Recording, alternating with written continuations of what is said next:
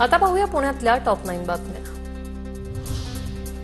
पुण्यातील कृषी महाविद्यालयात वॉटर कूलिंगचा शॉक लागून विद्यार्थ्याचा मृत्यू। कृषी मंत्री दत्ता भरणे यांच्याकडून चौकशीचे आदेश। वारंवार तक्रार करून कूलिंग दुरुस्त केलं नसल्याची माहिती।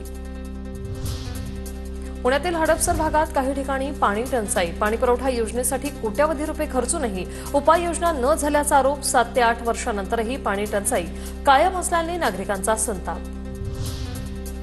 पुणे महानगरपालिकेच्या घनकचरा विभागातील 7 अधिकाऱ्यांची चौकशी होणार आहे। अधिकाऱ्यांनी 20,000 kilo waste treatment powder, 4,000 liquid by catalyst आणि 9 वर्ष पूर्वी खरेदी करण्यात आलेले कापड का वापरलं नाही याचा तपास होणार आहे।